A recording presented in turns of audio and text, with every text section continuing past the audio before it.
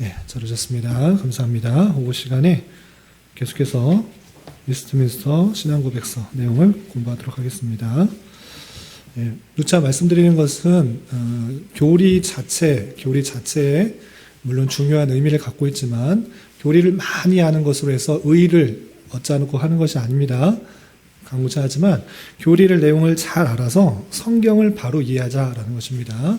성경을 내 마음대로, 내 뜻대로, 내 생각대로 해석하지 말고 잘 신앙의 선배들이 그 성경의 내용을 바르게 정리해 놓은 그 교리의 내용을 통해서 성경을 바로 이해하고 또 깨닫기 위해서 교리 내용을 배우는 것입니다. 그리고 성경의 내용을 바로 이해해서 그냥 아는 것, 성경의 풍부한 지식들을 아는 것에 그치는 것이 아니라 그 아는 대로 살아가는 삶, 그것이 중요한 것입니다. 그래서 지식적으로 아는 데서 그치지 말고 실제의 삶으로 온전히 이어질 수 있도록 하기 위한 방편으로 우리가 교리 공부를 계속하고 있다는 사실들을 잊지 말고 잘 따라와 주시기 바랍니다. 우리가 앞선 시간 웨스트민스터 신앙고백서 1장 마치고 2장의 첫 번째까지 끝냈습니다. 복습을 다시 하기에는 너무 시간이 오래 걸리니까 지난주에 배웠던 것, 하나님과 삼위일체 중에 1절 하나님의 속성 중에 한 부분을 배웠는데 그 내용을 복습하도록 하겠습니다. 우선 이 내용을 복습하기 전에 우리가 잘 이해하기 위해서 틀을 말씀드렸는데 그 틀을 다시 한번 정리하고 넘어가도록 하겠습니다.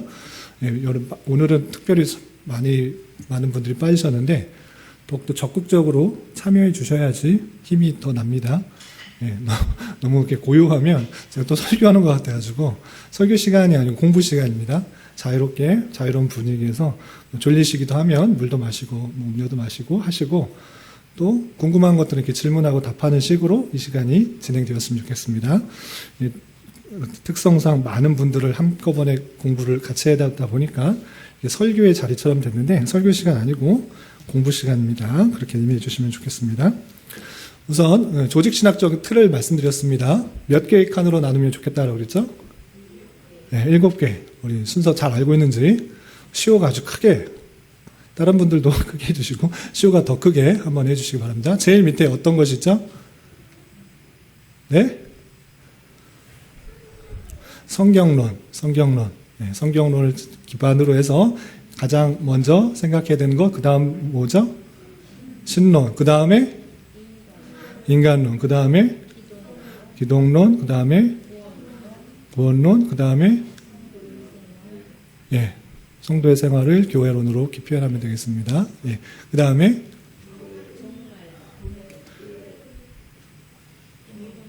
종말론, 교회론 다음에 우리가 앞으로 종말론을 배우게 된 것입니다.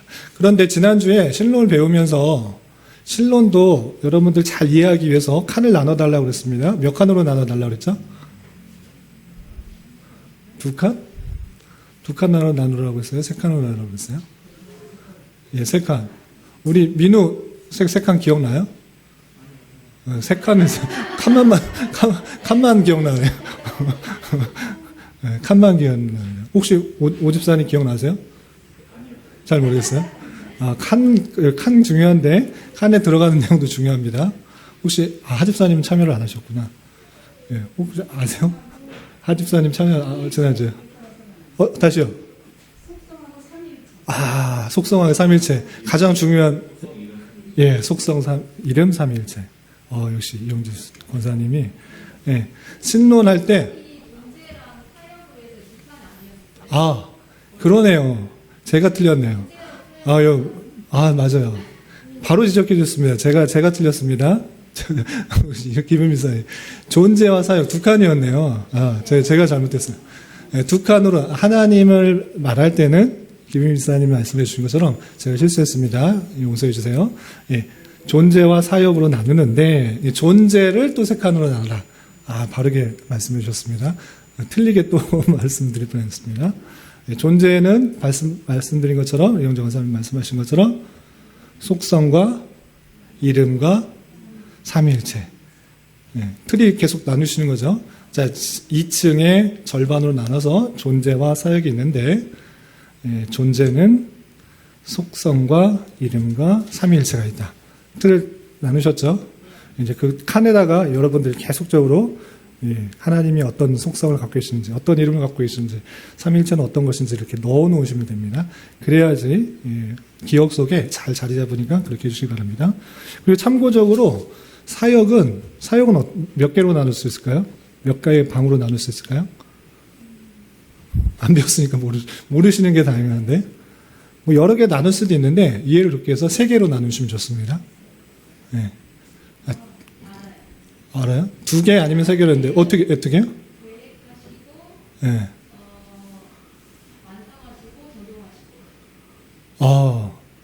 예, 그렇게 표현하셔도 맞고요. 창조 전, 창조 후. 그렇게 말씀하셔도 되고. 그렇게, 예, 그 뜻입니다. 같은 의미입니다.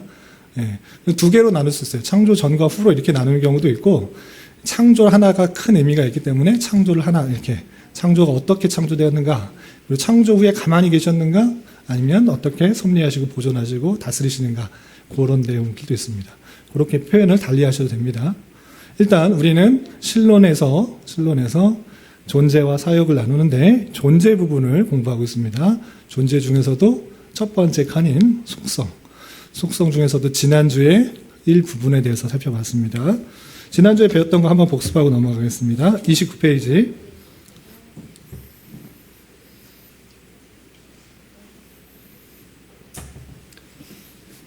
예, 내용만 쭉 한번 보겠습니다. 하나님의 속성인데 1절에 나와 있는 부분만 한번 쭉 읽어보겠습니다. 시작.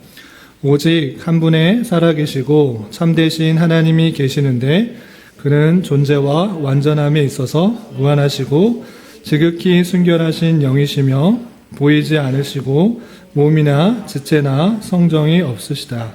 그는 변치 아니하시며 무궁하시고 영원하시며 사람이 이해할 수 없으며 전능하시며 지극히 지혜로우시고 지극히 거룩하시고 지극히 자유로우시고 지극히 절대적이셔서 그 자신의 변치 않고 지극히 의로우신 뜻의 계획대로 그 자신의 영광을 위하여 모든 일을 행하신다.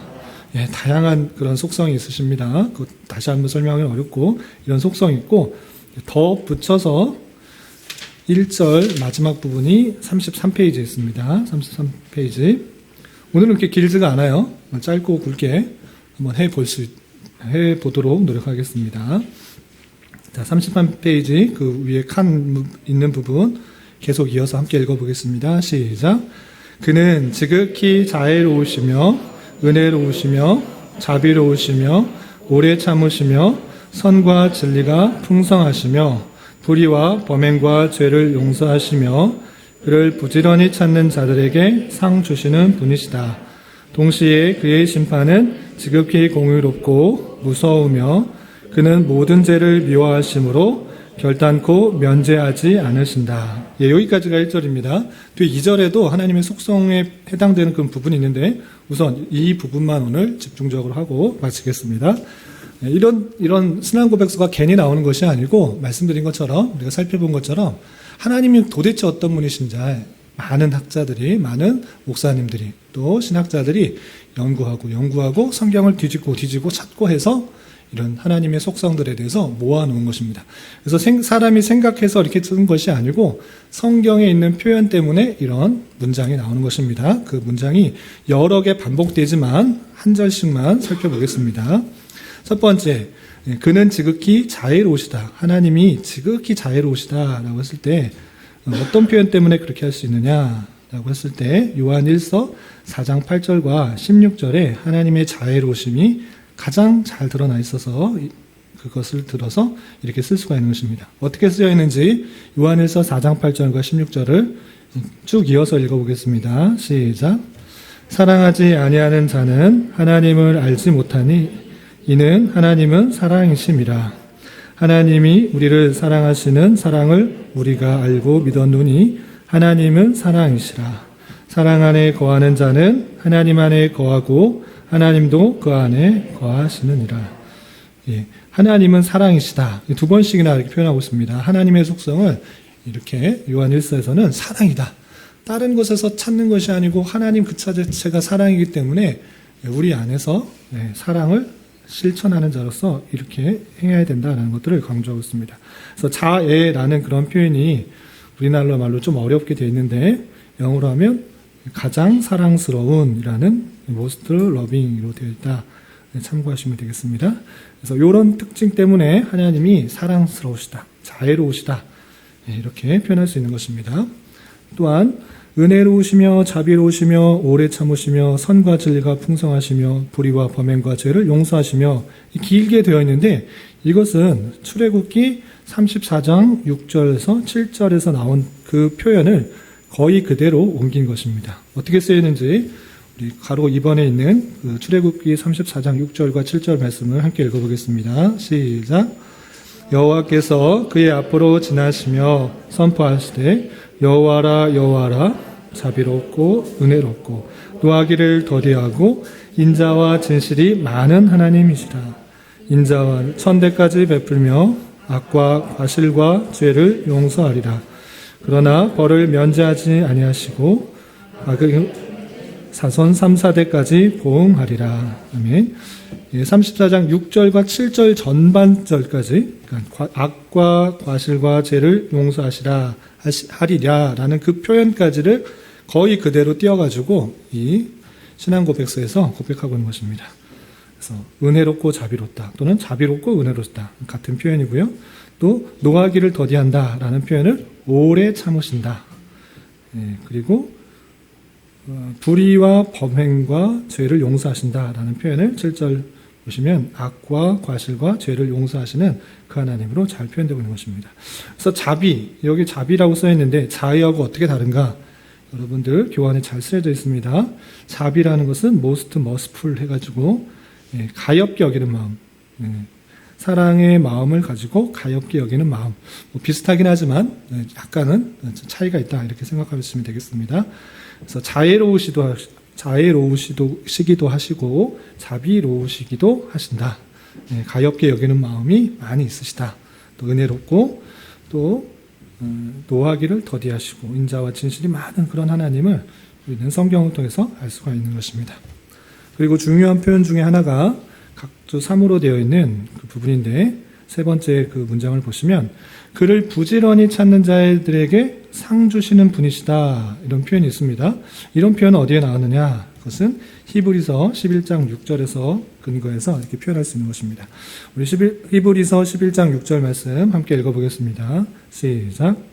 믿음이 없이는 하나님을 기쁘시게 하지 못하나니 하나님께 나아가는 자는 반드시 그가 계신 것과 또한 그가 자기를 찾는 자들에게 상 주시는 이심을 믿어야 할지니라. 여기서 표현하면 믿음 없이는 하나님을 기쁘시게 못한다. 우리가 아무리 예배를 잘 드리고 기도를 하고 여러 가지 신앙적인 활동을 할지라도 믿음이 있이 하는가, 믿음이 없이 하는가, 그거 중요한 것입니다. 그래서 믿음이 있어야지만 하나님을 기쁘시게 할 수가 있고 또 하나님께 나아가는 그 모습 가운데서는 어떤 것을 기억해야 되는가라고 할 때는 그가 계신 것, 하나님이 계신 것들 기본적으로 믿어야 되고 또 한 것 무엇을 믿어야 되냐면 그가 자기를 찾는 자들에게 상 주시는 이심을 믿어야 된다라고 표현하고 있습니다. 하나님을 찾는 자에게 부지런히 찾는 자에게 무엇을 주신다? 상을 주신다. 여기서 상에 대한 개념 오늘 오전에 했던 그 개념하고 거의 비슷한 분인데 그렇다면 하나님을 부지런히 찾으면 열심히 찾으면 그 주님께 나아가면 어떤 상을 주신다는 것인가? 과연 무슨 상을 바라고 있는지를 잘 생각해 봐야 되는데 물질적인 풍요 또는 명예, 사랑 어떤 것을 얻으려는 건가? 어떤 상을 받을 수 있는가? 그것에 대해 고민해야 될 텐데 그 상에 대해서는 나중에 조금 있다가 적용과 나눔을 위한 질문 때 다시 한번 강조해서 설명하도록 하겠습니다. 넘어가겠습니다. 일단 부지런히 찾는 자에게 상을 주시는 분이시다라고 되어 있고요. 다음 문장을 보시면 동시에 그의 심판은 지극히 공의롭고 무서우시다라는 표현인데 이것도 느헤미야 9장 32절과 33절의 표현을 거의 그대로 인용하여서 쓰신 것입니다. 우리 각주 4번 같이 한번 읽어보겠습니다. 시작. 우리 하나님이여 광대하시고 능하시고 두려우시며 언약과 인자를 지키시는 하나님이여 우리와 우리 열왕과 방백들과 제사장들과 선지자들과 멸조와 주의 모든 백성이 아수르 열왕의 때로부터 오늘날까지 당한 바 환난은 이제 작게 여기지 마옵소서. 그러나 우리의 당한 모든 일에 주는 공의로우시니 우리는 악을 행하였으나 주는 진실이 행하였습니다. 예, 이런 표현에 의해서 심판이 지극히 공의롭고 또한 무섭다, 이런 표현을 할 수가 있는 것입니다. 그 외에도 여러 표현들이 있는데 단 하나 찾아보면 어려우니까 하나님께서는 심판을 지극히 공의롭게 하신다, 또 무섭게 하신다, 이렇게 이해하시면 되겠습니다. 또 5절에도 비슷한 표현이 있습니다. 각조 5번에 보시면 그 다음 문장에 그는 모든 죄를 미워하신다, 모든 죄를 미워하신다, 이런 표현을 어디서 할 수 있느냐? 여러 표현들이 있겠지만 시편 5장 5절과 6절을 근거로 해서 할 수 있습니다. 같이 한번 읽어보겠습니다. 시작. 오만한 자가 주의 목전에 서지 못하리라. 주는 모든 행악자를 미워하시며 거짓말하는 자를 멸하시리이다. 여호와께서는 피 흘리기를 즐기고 속이는 자를 싫어하시나이다. 예, 오만한 자, 죄가 있는 자, 거만한 자, 그 앞에는 하나님 앞에 설 수 없다. 그리고 하나님께서는 피 흘리기를 즐기고 속이는 자를 싫어하신다. 또 거짓말하는 자를 멸하시리란다. 이런 표현들을 통해서 하나님께서 그 모든 죄를 미워하시는 그 하나님으로 우리는 이해할 수 있다 하시는 것입니다. 그리고 마지막 구절이죠. 결단코 면제하지 않으신다, 용서하지 않으신다, 이렇게 표현했는데 어떤 것을 통해서 그렇게 할 수 있느냐? 두 절 했는데 우선 출애굽기 아까 34장 7절에 읽었던 구절 보면 맨 끝에 하반절을 보면 그러나 과실과 죄를 용서하리라라는 그 용서의 표현도 있지만 그러나 벌을 면제하지 아니하신다. 벌을 그냥 넘어가지 않으신다. 용서하지 않으신다. 어떻게 하시냐? 아버지의 악행을 자손 3, 4대까지 보응하리라, 이렇게 표현하고 있습니다. 하나님께서 죄를 면제하지 않으시고 반드시 심판하신다, 보응하신다, 이런 표현이 있고요. 또 나훔 1장 2절 3절에는 이런 표현도 있는데 우리 같이 한번 읽어보겠습니다. 시작. 여호와는 투기하시며 보복하시는 하나님이시라.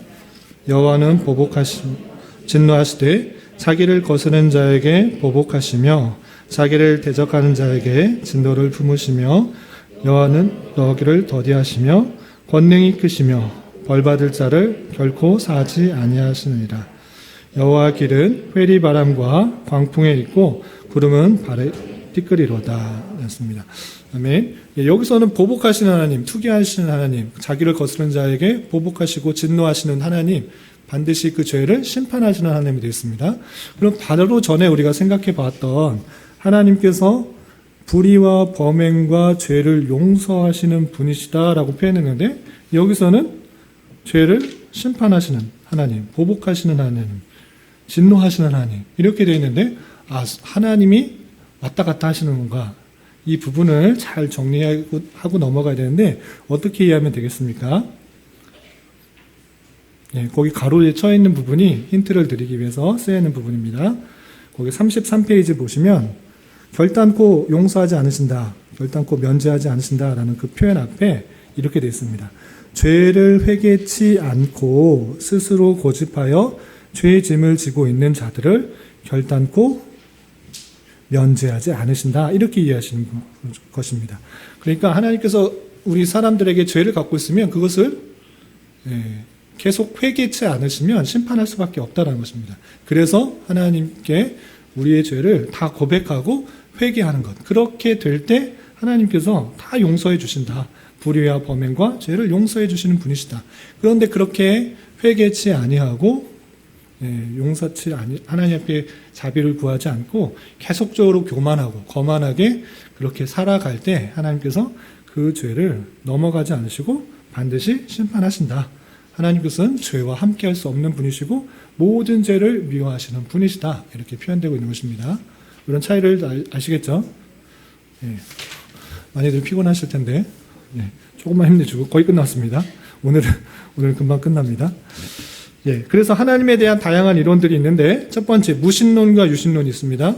무신론과 유신론, 어떤 차이가 있는 거죠? 우리 시온이 무신론 들어봤어요? 무신론이 뭐예요? 뭐예요? 들어봤어요. 설명은 어려워요. 시오는 알아요? 네, 뭐예요? 유신론은 뭐예요? 맞아요. 아주 잘 알고 있었습니다. 신이 없다고 주장하는 사람들을 무신론이라고 하고, 신이 있다고 말하는 사람들 유신론입니다. 그러면 우리는 무신론자예요? 유신론자예요? 네? 예, 유신론자 맞았습니다. 그리고 일신론과 다신론이 있습니다. 우리 시온이 들어봤어요? 이건 뭐예요? 네. 맞아요. 그러면 신이 많이 있다고 하는 종교가 어떤 종교가 있는지 혹시 알아요?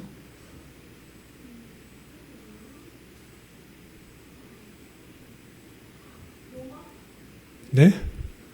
로마교? 힌두교, 그 다음에 로마 신화도 그렇고, 로마 신화도 그렇고, 이 신이 한 명 있다라고 하는 것은 일신론이고, 많이 있다라고 하는 것이 다신론입니다. 예. 우리는 그러면은 일신론이에요? 다신론이에요? 네? 일신론. 하나님은 삼위일체, 삼위로 계시는 분인데, 다신론 아니에요? 왜요?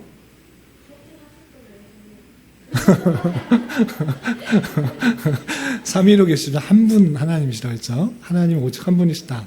지난주에 배웠습니다. 일신론입니다. 우리는 일신론.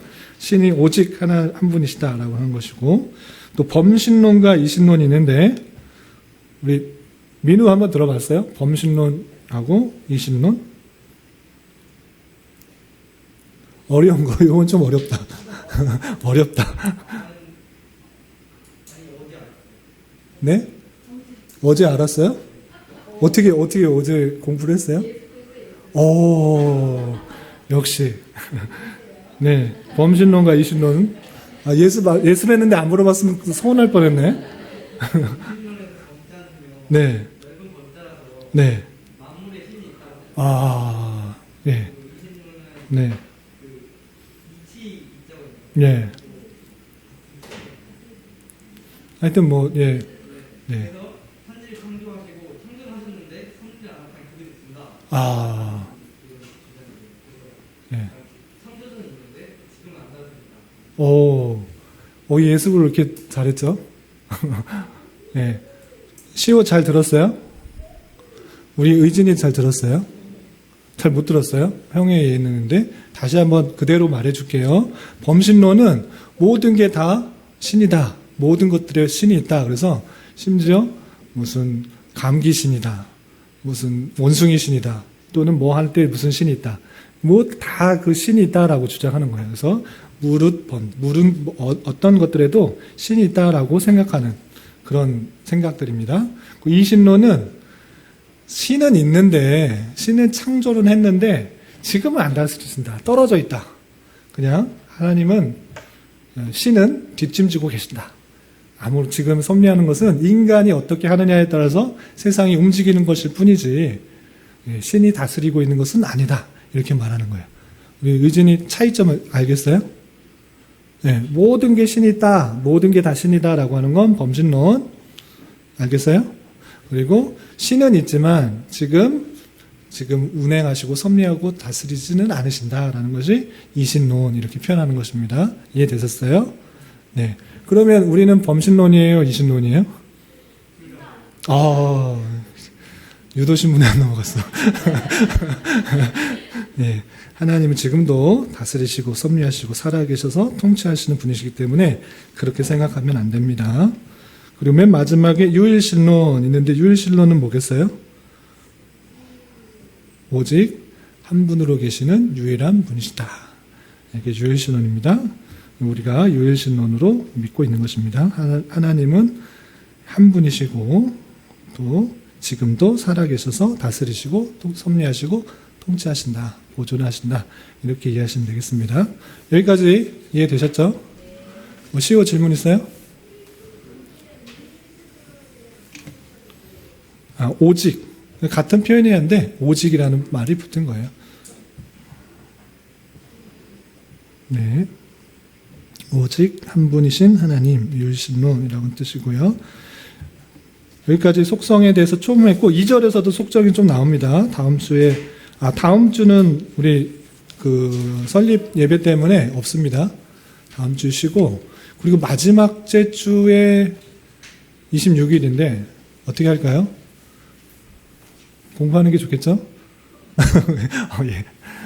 좋아하시는 분이 계셔서 공부하는 것으로 남은 분들은 다 이제 하지 말았으면 좋겠다라는 그런 의미를 은연중에 갖고 계셨는지 모르겠지만 짧게 이렇게 하도록 하겠습니다. 맨 마지막 주에는 하고 다음 주에는 쉬도록 하겠습니다.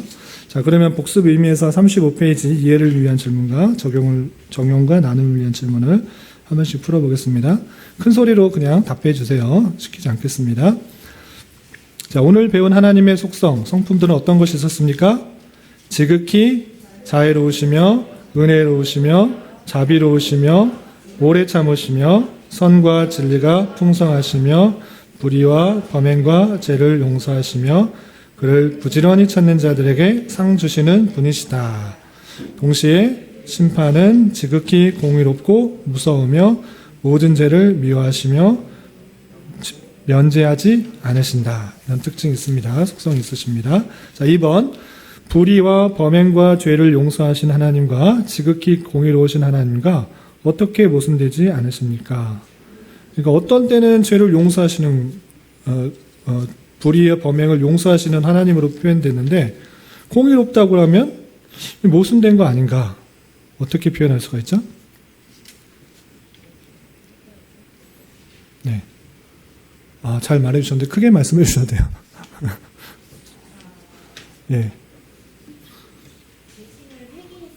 예, 회개했을 때. 예. 죄를 지어놓고도 깨닫지 못하고 회개하지 아니하였을 때는 그렇죠. 예, 불의와 범행을 용서하시는 하나님이신데 용서하시면 그냥 그러면 공의롭지 않으시지 않느냐? 그렇지 않고 죄를 뉘우치는 그 조건이 있는 거예요. 자, 회개하고 용서를 구할 때 하나님께서 그것을 기준으로 잡아서 공의롭게 이것을 죄를 용서해 주신다. 그리고 그 공의가 아주 잘 드러난 것이 어떤 거죠? 예, 십자가. 예수님의 십자가 사건. 우리가 그것을 다 알고 지은 죄 내가 생각나서 그렇게 고백할 수 있는데 또 원죄와 생각나지 않는 죄들도 있는 거예요. 나는 그냥 잘 산다고 살았는데 실제 하나님 보시기 기준에 맞는가? 그렇지 않다는 거죠. 그래서 원죄와 내가 깨닫지 못하는 죄, 회개하지 못한 죄들이 있음에도 불구하고 어떻게 하나님께서 나를 의롭다고 여겨주실 수 있는가? 라고 할 때는 예수 그리스도를 믿음으로 그 모든 죄가 예수님께 전가되어서 그 죄가 씻겨진 것입니다. 그래서 예수님의 십자가 그 사역을 우리의 죄를 속해주는 그 사건으로 고백하고 공의로우시다라고 표현하고 있는 것입니다. 그래서 십자가는 사랑만 있는 것이 아니라 공의도 있는 것이다. 사랑과 공의가 동시에 드러나는 것이 예수님의 십자가다. 이렇게 이해하시면 되겠습니다. 3번, 죄를 용서하시는 하나님이시라는 것과 결단코 면제하지 않으시는 하나님이 어떻게 모순되지 않습니까? 아까 여기 죄를 용서해 주신다고 그랬는데 한편으로는 결단코 면제하지 않으신다라는 표현이 있는데 아까 말씀드린 것처럼 회개하지 않고 스스로 고집하면서 죄짐을 지고 있는 자들을 면제하지 않는다는 것입니다. 그래서 죄를 용서하시려고 충분히 다 있으신데 제가 회개하지 않고 죄를 짐을 갖고 스스로 교만하고 거만하게 회개하지 않으면 그것을 심판하신다. 이렇게 표현하고 있는 것입니다. 그래서 성경에 이런 표현도 있고 심판하시는 하나님도 있고 용서하시는 하나님이 있는데 그것을 잘 균형 있게 오해되지 않게 모순되지 않게 이해됩니다. 자, 네 번째, 하나님을 부지런히 찾는 자들에게 어떤 것을 얻을 수 있습니까? 어떤 것을 얻을 수 있죠? 히브리서 11장 6절 상 주시는 님, 상 주시는 님, 하나님을 부지런히 찾는 자들에게 분명히 하나님께서 상 주신다 약속하셨고 그것을 믿어야 된다. 그거 믿어야 된다. 그냥 하나님 은혜 받았다 하고 끝나는 것이 아니고 부지런히 찾는 자에게 상 주신다. 이것을 믿어야 된다. 이것도 믿어야 된다라고 표현하고 있습니다. 그래서 우리도 그런 상을 받는 줄 알고 부지런히 찾고 구하는 자가 되어야 되는 것입니다. 그렇다면 상이 무엇인가 맨 마지막에 살펴보도록 하겠습니다. 자, 적용과 나눔을 위한 질문을 해보겠습니다. 첫 번째, 용서받을 수 있는 죄와 용서받지 못할 죄, 용서받지 못할 죄 성령 회방죄라고 하는데 어떤 차이가 있을까? 분명히 용서받을 수 있다. 모든 죄 회개하면 용서받을 수 있다라고 했는데 마태복음 12장 31절에서는 성령을 회방하는 그 죄는 용서받지 못한다. 그것을 위해서 기도도 하지 말라. 이런 표현이 있습니다. 어떤 차이가 있는 것인가? 죄의 차이가 있는 것인가?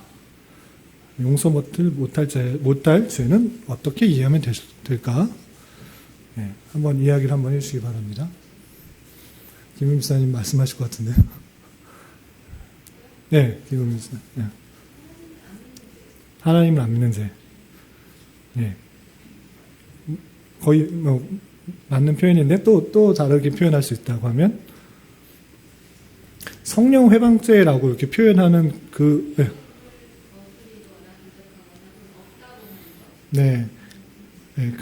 마음을 회개치 않은 거죠. 네, 그 성령님께서 구원을 어떻게 이루시느냐가 했을 때 성령님께서 그 마음을 주장하시는 것입니다. 그래서 믿음으로 나아가게 하는데 그 성령님의 그 주장을 거스르는 것을 성령 회방죄라고 하는 것입니다.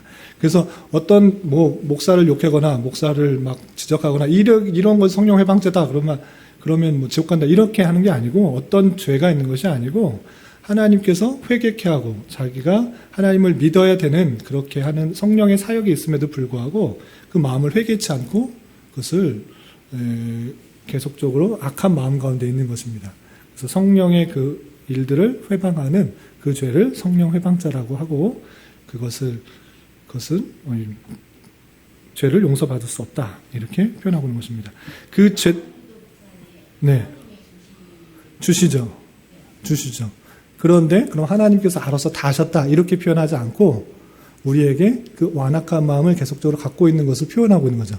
그것을 성령의 죄라고 하죠. 네, 그렇죠. 네. 성령 회방죄. 완악하게 하시는 하나님의 주권으로 보는 거고요. 여기서 성령 회방죄, 용서받지 못할 죄, 그 사람이 지옥에 가는 죄냐 이런 것을 말할 때는 그렇게 표현하지 않는 거예요. 그 사람이 나중에 회개했다 안 했다 이런 표현은 없습니다. 그냥 회개 안 했을 가능성이 너무나 많이 있죠. 그 완악한 마음 가운데 이렇게 했기 때문에 그 죄가 하나님의 뜻을 거슬렀기 때문에 성령 회방죄라고 표현하지 않고 그 죄가 회개하지 않은 것을 성령 회방죄라는 거죠. 네. 그 마음의 구원에 이르게 하는 그 뉘우침을 하나님께서 주심에도 불구하고 하나님 그 스스로는 그것을 완악한 마음 가운데 계속적으로 두는 거죠. 네. 그럼에도 불구하고 하나님께서 그 마음을 강팍하게 하셨습니다. 완악하게 하셨습니다. 그런 하나님의 주권 가운데 있는데 하나님께서 알아서 다 하셨기 때문에 인간들은 책임 없다 이렇게 표현하지 않는다고요. 네, 그 완악한 마음 가운데 그대로 두신 것이고 그리고 그 사람에게는 회개하지 않은 그런 마음이 있는 거고 이렇게 재앙을 보여주셨음에도 불구하고 그 완악한 부패한 타락한 마음을 계속적으로 갖고 있는 거죠. 네, 그래서 그 여러 가지 재앙이 있음에도 불구하고 그 마음을 바꾸지 않고 그 백성들을 보내주지 않으. 과거의 마음도 네. 자기가 선한 마음을 갖고 있으면 바꿀 수도 있었다는 거예요? 바꿔질 수도 있었다요? 하나님께서 그 부패한 마음 가운데 그대로 계속 두신 것으로 이해하죠. 네. 하나님의 능력을 보여주시기 위해서. 네. 네. 그러면 그러니까 말씀하고 싶은 게 그 사람이 바로가 잘못 없지 않느냐라는 그런가요? 네. 그러면 그게 보내주지 않은 게 성령 회방죄냐를 물으시는 건가요? 거기에서 성령 회방죄라는 것을 네.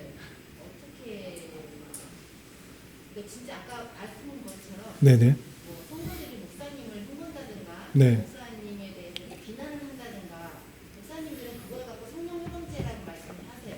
네. 저희는 그렇게 생각을 했거든요. 그렇게 네. 말씀을 하셨어요. 네. 그런 게 아니고, 아니라는 네. 것을 이제 알게 됐어요. 네. 그런데, 근데 그 잘못한 건 맞잖아요. 그러니까 목사님도 잘못 가르친 건 맞는데, 그렇게 목사님을 비난했을 때, 물론 비난을 받을 만한 잘못을 했으면 맞긴 한데, 지적하는 게 맞는데, 목사님 비난하고 잘못했다고 잘못했으면 지적을 받는 게 맞는데, 그런데, 잘못을 했으니까 회개하십시오. 또는 목사든지 성도든지 회개하도록 하나님 성령님께서 마음을 주시는 거예요.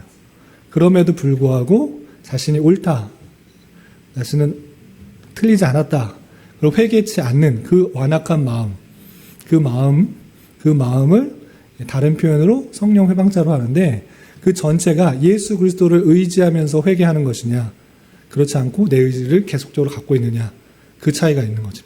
그렇습니다. 네. 좀 어렵게 했는데요. 제 답변이 좀 시원하지 않았던 것 같은데, 제가 표현하면서도. 그러니까 성령, 모든 것이 삼위일체 하나님의 사역이신데, 성부 하나님께 창조의 사역의 공로가 돌려지고, 성자 하나님은 그 십자가의 그 대속의 사역의 공로가 주어지고, 성령의 하나님은 무엇이나, 물론 창조 때도 계셨고, 십자가에 달려 돌아가실 때도 한 분이시기 때문에 같이 계셨고, 성령님께는 구원을 적용하시는, 그 십자가 사역을 적용하시는 그 공로가 성령님께 돌려지는데, 그 구원을 이루시는 그 성령님께서 하시는 일들을 완악한 마음, 부패한 마음 가운데 그 회개치 않는 거예요. 예수님을 믿도록 많은 것들을 보여주셨음에도 불구하고 완악한 마음을 계속적으로 갖고 있는 것을 성령님의 구원 사역을 적용하는 것을 회방한다, 막는다. 그 죄를 성령 회방죄라 한다. 회개치 않은 그 모습을 그렇게 한다라고 하는 거죠.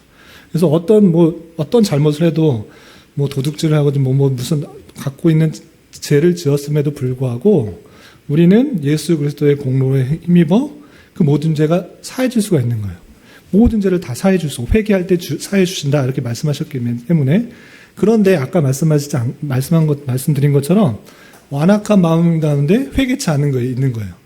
회개치 않고 계속적으로 갖고 있을 때 예수 그리스도의 그 은혜를 기억하지 않고 회개치 않을 때 뭐라고 그랬죠 지금? 반드시 심판하신다, 면죄하지 않으신다, 용서하지 않으신다 이렇게 한 것이 그 말을 다시 이 문맥상으로 성령을 회방한 죄고 용서받지 못한다라는 뜻이라고요. 이해되시나요? 네. 내가 죄를 짓고 그냥 교회에서 회개하면 되잖아. 네. 이러한 마음을 갖고 있는 사람이 있어요. 그쵸. 죽을 때 예수님 믿고 가면 천국 가는 거죠.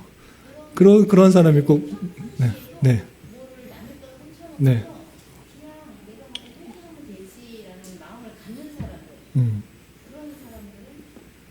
그런 사람들이 구원파입니다. 구원파는 뭐냐면 구원받았기 때문에 어떠한 죄도 저질러도 상관없다라고 말하는 사람들이에요. 어떠한 죄도 영향을 끼칠 수 없다. 그러니 율법 이런 것들이 중요한 게 아니고 내가 구원받은 것에 따라서 그냥 살면 된다. 잘못 지었으면 회개하면 된다. 이렇게 말하는 사람입니다. 그런데 우리는 그렇게 말하지 않습니다. 구원받았기 때문에 그 사랑에 포함되었기 때문에 복을 받았기 때문에 주님의 말씀대로 더 말씀을 지켜나가는 거죠. 구원받기 위해서 율법을 지키는 것도 아니고 구원받았기 때문에 율법이 필요 없는 것도 아니고 구원 얻은 받은 백성으로서 율법을 더 잘 지키는 거죠. 그런 차이가 있습니다. 그렇게 말하는 사람은 구원파일 가능성이 많습니다. 예, 아니면 목사님들이 잘못 전했거나. 예, 저는 그렇게 말하지 않습니다. 구원받았기 때문에 더 선을 행하라. 더 열심히 살아라. 더 자비를 베풀고 은혜를 베풀어라. 하나님께서 우리에게 주신 그 사랑들 기억하면서 갖고 있는 여러 가지 재물이나 기회나 더 못한 사람들에게 베풀어라. 하나님께서 그렇게 하시라고 했다. 그것을 즐거운 마음으로 해라. 기쁜 마음으로 그 계명을 지켜라. 그것이 강조되어야 되지 구원받았기 때문에는 아무렇게나 살아도 된다. 이렇게 말하지 않습니다. 그런 차이가 있습니다. 그래서 성령 회방죄는 그 죄를 뉘우치지 않고 하고 회개하지 않고 계속적으로 예수 그리스도를 의지하지 않는 그런 완악한 마음을 갖고 있는 것을 아까 그 범죄 회개치 않은 짐을 지고 있는 자들을 결단코 면제하지 않으신다. 그런 식으로 이해해서 그런 사람들은 용서받지 못한다. 지옥에 간다. 하나님께서 그 죄를 반드시 심판하신다. 이렇게 표현하고 있는 것입니다. 네. 이해되시죠? 비슷한 표현이 히브리서 6장에도 표현되는데 그건 또 나중에 기회되면 설명하겠습니다. 자, 2번. 어떠한 죄도 용서받을 수 있다는 것으로 인하여 오히려 성도의 삶이 부패하거나 나태해지지 않을까요? 지금 방금 설명했는데 어떤 죄도 용서받을 수 있습니다. 그러니까 죄 짓고 나서 회개하면 되지. 평생 내 마음대로 살다가 죽기 전에 이제 늙어 죽을 때가 됐다 생각해서 하나님 믿고 모든 죄를 사하면 되지. 뭐 지금부터 열심히 이렇게 예수님 믿고 선행을 하고 의를 베풀고 법도를 지키고 뭐 이렇게 해야 되나? 그냥 그럴 필요 없다 이렇게 생각할 수 있는데 그것이 아니라고 했습니다. 그래서 구원받은 성도들은 열심히 하나님의 속성을 깨달아 그것들을 행하는 자로서 있는 것이고 그것이 얼마나 기쁜 삶인지 알기 때문에 즐거이 계명을 깨달아 그것을 행하는 그런 삶, 그런 사람이 되는 것이고 하나님의 어떠한 심판을 아는 자로서 경외하는 마음으로 섬기는 그런 자세가 있어야 된다.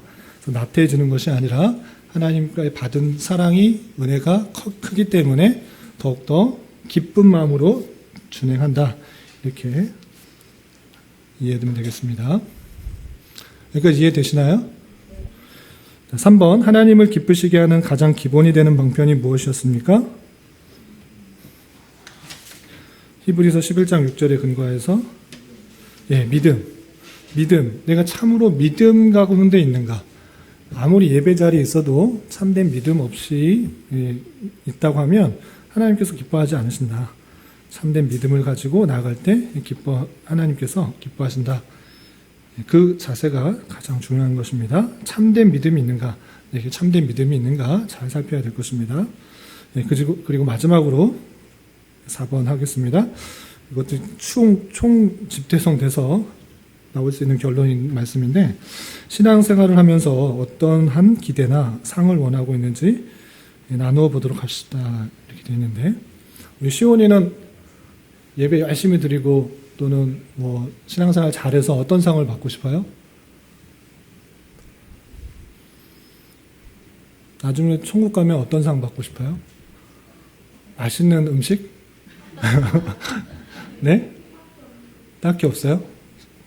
근데 뭐라고 그랬어요? 오늘 11장 6절에 하나님께 자기를 찾는 자들에게 상 주시는 이심을 믿던지 말던지 하라고 했어요. 믿어야 된다고 했어요. 하나님께서 반드시 상 주시는 이심을 믿으라고 했습니다. 그렇다면 상 주시는 이심을 믿어야 되는데 도대체 무슨 상을 기대하고 있냐라는 거예요. 하나님께서 어떤 상을 주시기를 기대하고 있냐라는 거예요. 뭐 좋은 아파트, 좋은 차, 아니면 재물? 민우 뭐라고 했어요? 저한테 말씀해주세요.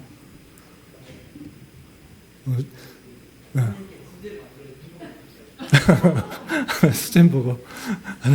수제햄버거. 우리 시온이가 좋아하는. 상 중에 우리 시온이에게 지금 좋은 상일 수 있어요.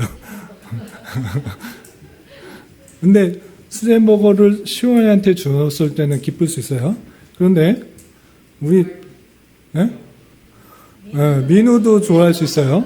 그런데 우리 조대현 집사님이나 오관석 집사님이나 열심히 하나님을 찾았던데 하나님께서 만드신 수제버거를 주셨다. 그러면 조대현 집사님 좋으시겠어요? 뭐지 이게? 나 햄버거 안 먹는데 햄 빼고 뭐 이렇게 더러운 뭐 이렇게 빼고 이렇게 먹을 수 없잖아요. 모든 사람들이 다 좋아할 수 있는 게 무엇일까? 모든 사람이 다 받아야지 그 상이 의미가 있는 거잖아요. 네? 네? 보너스 상?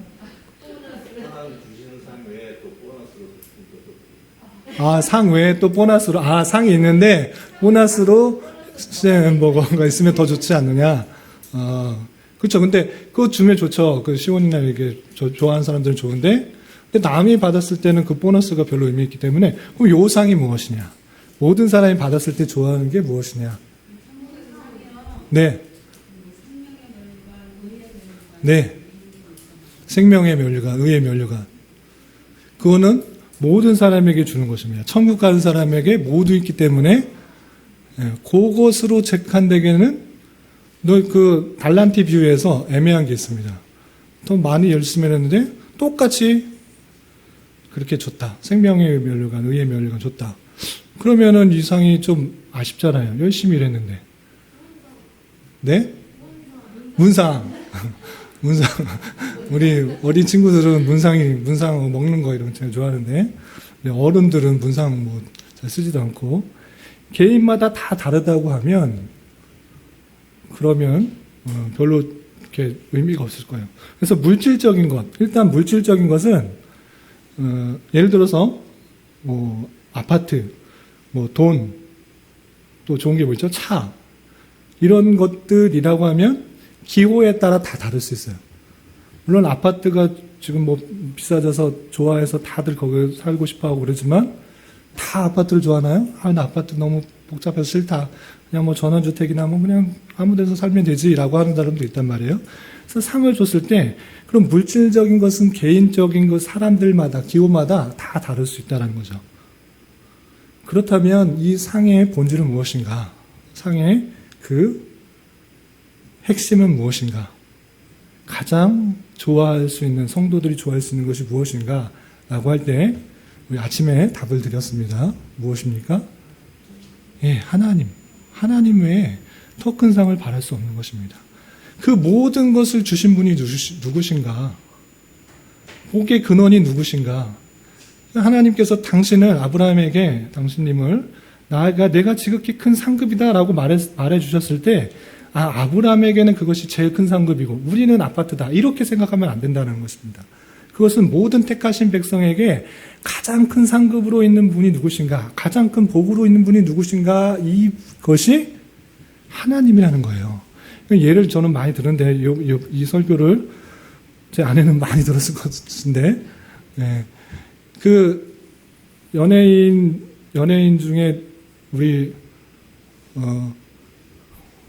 권사님 연예인 누구 좋아하세요? 연예인 안 좋아하시나요? 그래요? 우리 민우는 연예인 누구 좋아해요? 공부만 하느냐고. 예? 많은 사람 없어요? 그러면 세계적으로 지금 히트하고 있는 그 가수가 있습니다. 우리나라에 7명의 보이밴드 누구죠? BTS. BTS 지금 LA 스타디움에서 공연을 했는데 막 20만 명이 와가지고 좋아하고 즐거워하고 이렇게 했답니다. 그런데 그 사람 보기 위해서 며칠 밤을 사는 사람도 있고 계속적으로 있던 사람도 있고 그가 하는 행동 하나마다 너무 좋아서 보기 위해서 2년을 기다렸다는 거예요. 이제 코로나 때문에 보지 못하고 그랬는데 2년 기다려서 이제 공연 티켓 어떻게 비싸게 안표까지 사가지고 구해가지고 그거 보면서 엄청 즐거워하는 거예요. 그런데 그렇게 유명한 BTS 그 사람을 아는 만큼 기쁨이 있는 것입니다. 우리 조대현 집사님 BTS라고 혹시 들어보셨어요? 잘 모르시죠? BTS 여기서 7명이 와가지고 저희는 BTS입니다 이렇게 했을 때 기쁘세요? 안 기쁘세요? 안 기쁘세요? 그냥 트로트 가수 우리 조대현 집사님 때 누가 나오나 이런 분이 있나요? 하여튼 그 사람이 나오는 게 더 좋지 BTS가 나오면 아무런 기쁨이 없는 거예요. 즐거움이 없고 어떤 사람에게는 큰 기쁨이 있고 어떤 사람에게는 별로 기쁘지 않습니다. 그러나 우리가 천국 갔을 때 확실히 만나게 될 한 분이 있습니다. 그분이 누구십니까? 하나님. 하나님을 지금은 잘 볼 수 없지만 대면한다라는 표현이 있어요. 하나님을 만나게 된다. 하나님을 보좌에 앉으시고 우리가 경배한다 이런 표현이 있습니다. 하나님을 만나게 됐을 때 정말 기쁘게 될 수 있는 것이라면 우리가 하나님을 아는 만큼 기쁠 수가 있는 거예요. 하나님을 아는 만큼 여러분들의 상급이 큰 것입니다. 확실하게 그분이 우리의 모든 것을 주장하여 주시고 또한 역사하시고 섭리하시고 다스리셨다라는 것들을 깨달은 만큼 여러분들에게 기쁨이 있는 것입니다. 그런데 여러분들이 죽기 전에 예수님에 대해서 들으시고 복음을 들으시고 회개를 했습니다. 그럼 천국에 갑니까? 안 갑니까? 가죠. 하나님을 만나게 될 것입니다. 그러면 그에게는 기쁨이 얼마나 됩니까? 아주 조금밖에 없는 거예요. 하나님께서 나를 위해 나를 사랑하셔서 예수 그리스도를 이 땅에 보내주셨고 나를 위해 십자가에 달려 돌아가셨대. 그 사실만 알 뿐이죠. 그에게는 거의 상급이 없는 것입니다. 그러나 예수님의 어떤 분이신지를 깨닫고 그 사명을 깨달아 복음을 전파했던, 목숨을 걸고 복음을 전파했던 수많은 사역자들, 그리고 12사도들, 그 사람들은 하나님과 동행하면서 여러 가지 고난과 역경을 겪으면서 하나님께서 신실하게 나를 인도해 주시고 신실하게 채워주셨다는 것들을 깨닫게 된 것입니다. 하나님이 어떤 분이신지를 체험하셨다고요. 내가 아플 때도 힘들 때도 어려울 때도 하나님께서 신실하게 나를 인도해 주시고 붙들어 주시고 인도해 주시고 내가 계획하고 내가 뜻했던 것보다 훨씬 더 선한 방법으로 나를 이끄셨구나, 나를 인도하셨구나라는 것들을 깨달았고 경험한 된 자는 하나님 보는 것 그 자체로 더 이상 더 큰 기쁨은 없는 것입니다. 더 큰 상은 없는 것입니다. 뭐 아파트를 몇 평 준다? 금을 얼만큼 준다? 보석을 얼만큼 준다? 그것이 무슨 표현이 있습니까? 무슨 소용이 있습니까? 하나님께서 나를 구원해 주시고 나를 인도해 주셨고 내 힘들고 어려울 때 눈물을 닦아주시고 신실하게 인도해 주셨다는 것들을 경험했고 그분이 함께 하셨다는 것들을 아는 자로서 천국에서 그분을 뵐 때 그 기쁨, 그 감동, 그 영광을 하나님께 돌릴 수가 있는 것이라고요. 이 땅에서 여러분들의 상을 무엇을 바라고 있습니까? 나는 여기선 지금 못 갖고 못 입고 했으면 이제 천국에서 많은 것들을 누릴 수 있다? 그것을 누려서 무슨 소용이 있느냐? 그것이 있어봤자 그런 것을 상으로 주셔봤자 서로서로의 그런 차이만 있는 것입니다. 왜 나는 똑같이 신앙생활을 했는데 왜 아파트를 주셨습니까? 뭐 차를 주셨습니까? 진주를 주셨습니까? 보석을 주셨습니까? 차이와 불평과 불만이 있지만 하나님 그분께서 모든 상의 근원이 되신다라고 보여주고 그분을 했을 때 자기는 그 아는 만큼 깨달은 만큼 경험한 만큼 그 하나님의 기쁨들이 내게 있어서 정말 그 상급으로 와주신다라는 것입니다. 여러분들의 삶의 목표, 삶의 자리에 있어서 무엇이 되어야 되느냐? 하나님을 얼마나 더 알아가는지가 삶의 목표가 되는 것입니다. 구원을 받기 위한 삶 아닙니다. 하나님께서 택하신 백성은 하나님의 때 하나님 방법으로 믿음을 주셔서 구원받게 되어 있습니다. 그렇다면 구원받은 사람으로서 열심히 신앙생활하는 삶이 무엇이냐? 왜 신앙생활을 해야 되느냐? 그럼 우리가 열심히 신앙생활하고 열심히 복음 전파하고 또 성실하게 근면하게 충성되게 살면 이 사회가 천국과 같은 것으로 변하느냐? 그렇지 않습니다. 성경에서는 이 땅이 성화같이 그리스도의 성화로 변화된다 이렇게 표현하지 않습니다. 마지막 때에 더 심한 핍박과 탈락과 고난이 있으리라고 표현하고 있습니다. 그럼에도 불구하고 그런 삶이 있는 줄도 알매도 불구하고 그렇게 하나님의 말씀대로 살아가는 삶을 통해서 하나님께서 어떻게 역사하신지를 경험하고 깨닫는 것입니다. 내가 열심히 수행했더니 열심히 전도했더니 어떤 상이 있는 것이 아니라 하나님께서 신기하게 역사하시네, 신기하게 인도해 주시네, 신기하게 임해 주시네. 이것들을 깨닫는 삶의 목표와 방향이 그 하나님을 얼마나 잘 깨닫고 이해하고 경험되는 자, 그것에 있다는 사실을 잊지 말아야 될 것입니다.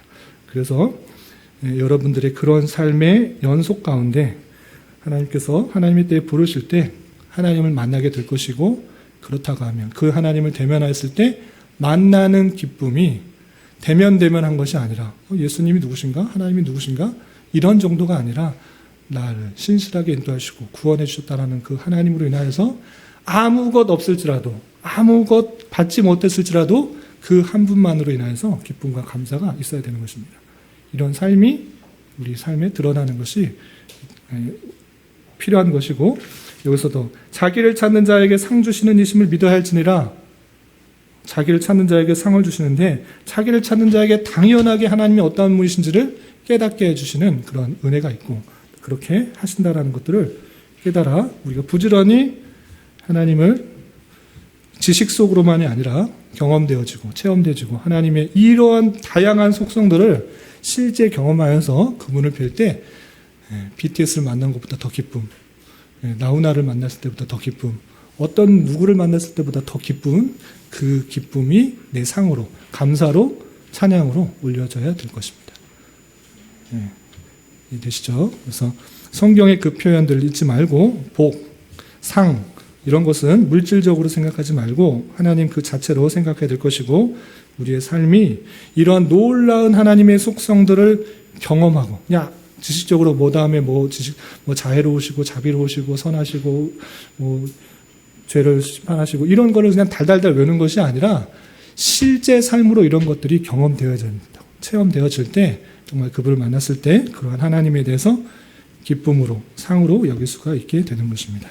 이해가 되셨죠? 네, 혹시 질문하실 거 있으시면 질문하시고 없으시면 마치겠습니다.